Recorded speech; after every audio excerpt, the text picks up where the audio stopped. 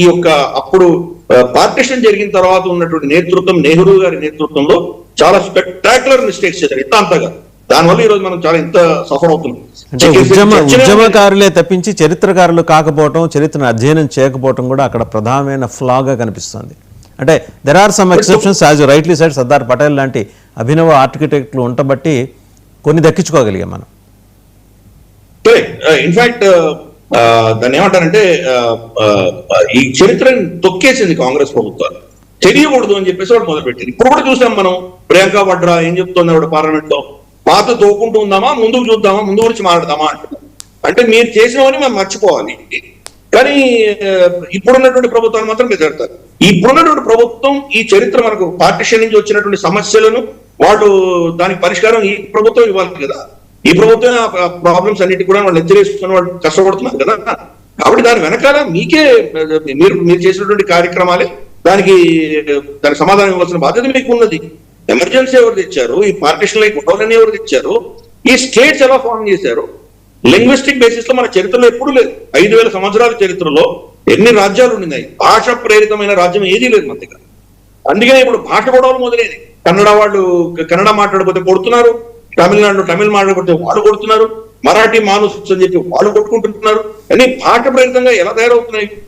కాబట్టి ఈ సమస్య ఉండేది కాదు మనకు. అప్పుడు గతంలో ఉన్న రాజ్యాలు అన్నింటిలో కూడా వాళ్ళు మల్టిపుల్ భాషలు మాట్లాడేటువంటి ప్రాంతాలు అన్ని రాజ్యాల్లో ఉండేవి.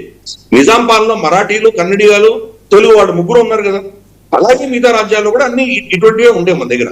కాబట్టి ఈ చెత్త అంతా మన ఎత్తిన వేసింది ఎవరు, కాంగ్రెసే కదా. దాని వల్లనే ఈ సమస్యలు ఈ రోజు ఉన్నాయి కదా మనకు. కానీ దాన్ని ఎవరు మాట్లాడుకుంటుంటే దాన్ని మర్చిపోవాలి. సో అందుకని ఈ వైఖరి మనకు పనికిరాదు.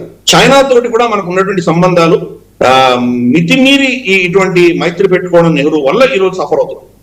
ఇన్ఫాక్ట్ లాసాలో, టిబెట్ లో భారత ఇండియన్ పోస్టల్ సర్వీసెస్ నడిచేది. వాళ్ళ దగ్గర అంత టెక్నాలజీ లేదు పాపం. బౌద్ధులు వాళ్ళు ఏదో బూడిద పూసుకొని వాళ్ళు ధ్యానాలు తపస్సు చేసుకునేటువంటి వాళ్ళు. మనమే వాళ్ళకి ఇవన్నీ సప్లై చేసాం. అంటే టెలికమ్యూనికేషన్, టెలిగ్రాఫ్ అని మనమే, మన ఇండియన్ పోస్టలే చేసింది.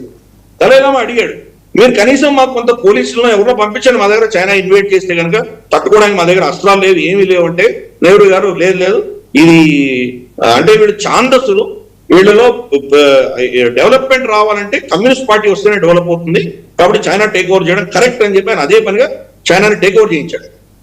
ఎన్ని తప్పిదాలో నెహ్రూ తెలుసుకుంటే మనకు మండిపోతుంది నిజంగా చెప్పాలంటే.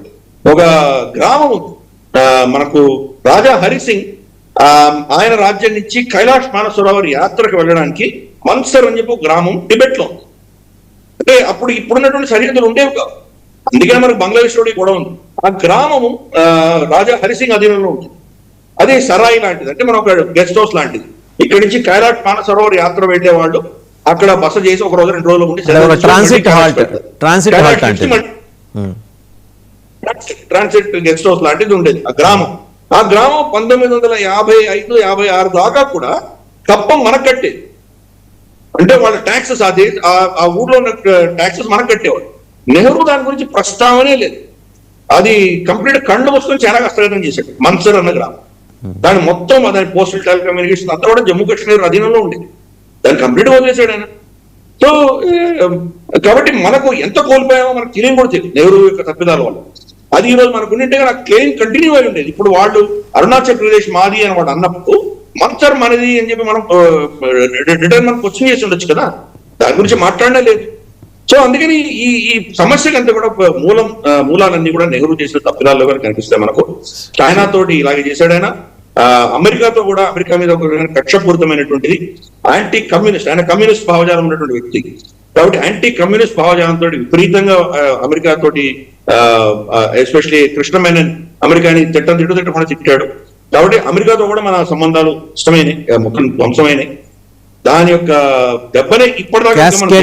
అయితే గిరిధర్ గారు, పెంటగాన్ రిపోర్ట్ లో చైనా హ్యాస్ అండర్స్కోర్డ్ మోర్ అన్న దీని మీద Arunachal Pradesh rather than Taiwan అని టైమ్ అండ్ అగైన్ చెప్పడానికి అమెరికా గల కారణం. నేనైతే అమెరికా మనకి చెప్పడం వెనక మన మీద ఏదో ప్రేమ ఉండి చెప్పిందని నేను అనుకోవట్లా. చైనా రైజ్ చేసిన అబ్జెక్షన్ని ఎంతో కొంత పాక్షికంగానే మనం అంగీకరించాలి. అంటే చైనా మీరు అన్నట్టు దాని మీద మాకు కన్నుంది, మేము తప్పుకోలేదనే మాట, మేము తప్పుకున్నాం అనే మాట చెప్పట్లా. దాని మీద మాకు కన్నుంది, అయినా కూడా మా మధ్య సంబంధాలు ఈ మధ్య కాలంలో మెరుగుదల కనిపిస్తోంది కాబట్టి అనవసరంగా అమెరికా లేనిపోని భయాలు సృష్టిస్తుంది.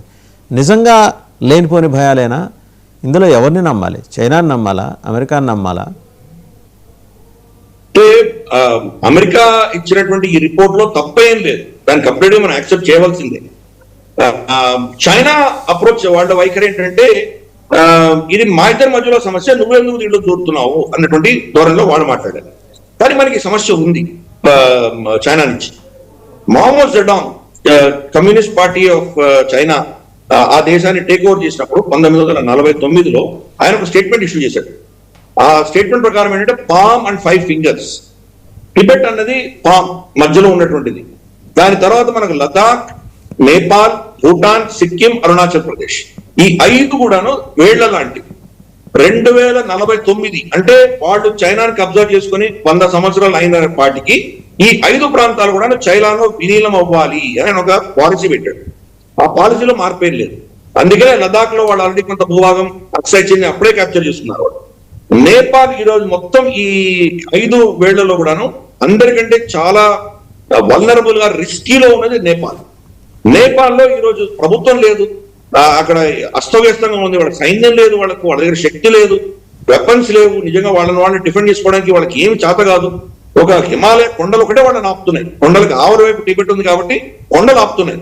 ఇప్పుడు బెల్ట్ అండ్ రోడ్ ఇనిషియేటివ్ పేరిట లాసా నుంచి కాఠ్మండు దాకా మల్టిపుల్ 4 లేన్ 6 లేన్ రోడ్ వేస్తోంది చైనా.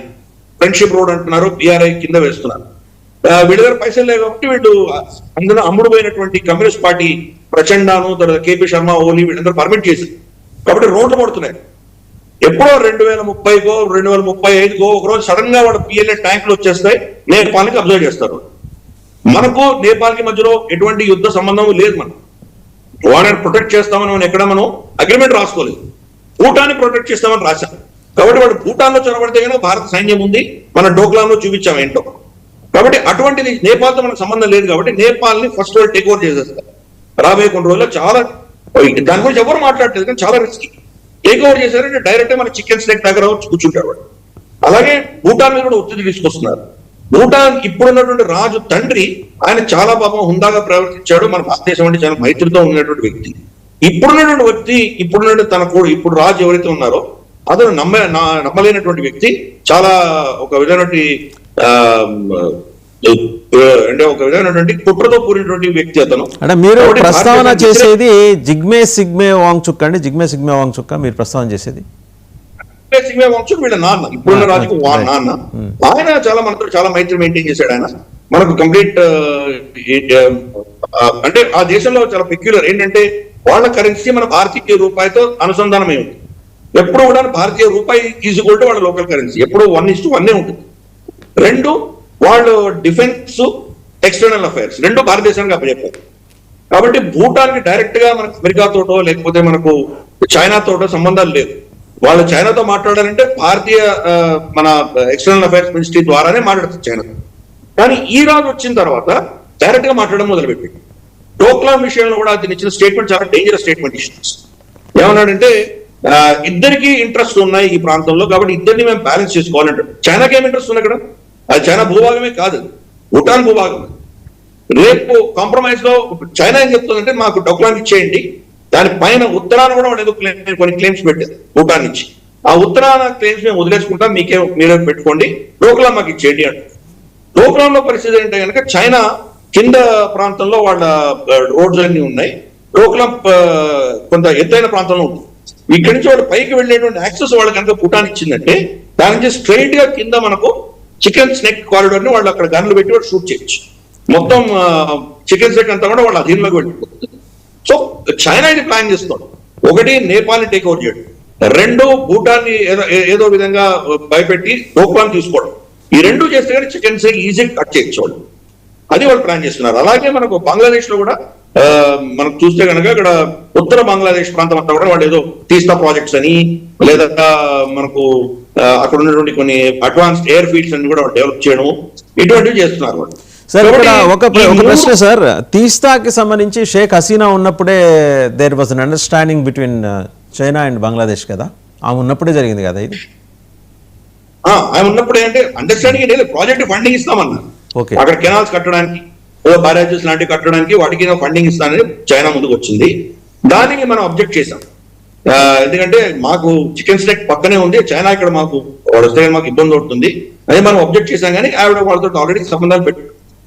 లాల్ మునీర్ హాట్ అని చెప్పేసి దాని దగ్గరలోనే ఉన్నటువంటి ఒక ఎయిర్ ఫీల్డ్ ని కూడా చైనాకి ఇచ్చేటువంటి ప్రయత్నం ఆవిడ చేసి.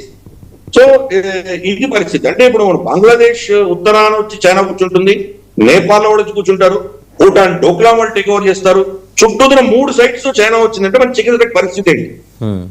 అందుకని ఇది చేస్తే కనుక చెల్లి మనం ఇక్కడ డిఫెండ్ చేసుకోవాలి, అలాగే అస్సాం మనం డిఫెండ్ చేసుకోవాలి, ఈశాన్య రాష్ట్రాలన్నీ కూడా వాళ్ళ అధీనంలోకి వెళ్ళిపోతాం. సముద్రం గుండా వెళ్ళామంటే సముద్రం నుంచి మనకు దారి లేదు, చట్టభంగం ఏమో మనం బంగ్లాదేశ్కి ఇచ్చి కూర్చున్నాం మనం. కాబట్టి ఇన్ని సమస్యలతో ఇవి ఆ ప్రాంతం ఉంది. సో అందుకని అమెరికన్ రిపోర్ట్ లో తప్పేమీ లేదు, అమెరికన్ రిపోర్ట్ కరెక్ట్ గానే ఉంది. చైనా ఆఫ్ కోర్స్ వాళ్ళకి రియాక్ట్ అయినట్టు అలాగే అవుతారు. కానీ మనకు ఈ సమస్యకి దీర్ఘకాలీనమైన లాంగ్ టర్మ్ సొల్యూషన్ మనం ఆలోచించి తీరాలి. ఇలాగే ఉంటాము, నన్ను ముట్టకు నామాల కాకంటే లాభం. ప్రతి దేశానికి ఒక నైజం, ఒక డిఎన్ఏ ఉంటుంది. పాకిస్తాన్ అన్న దేశం లేదు ఇప్పుడు కూడాను, అదొక భావజాలం.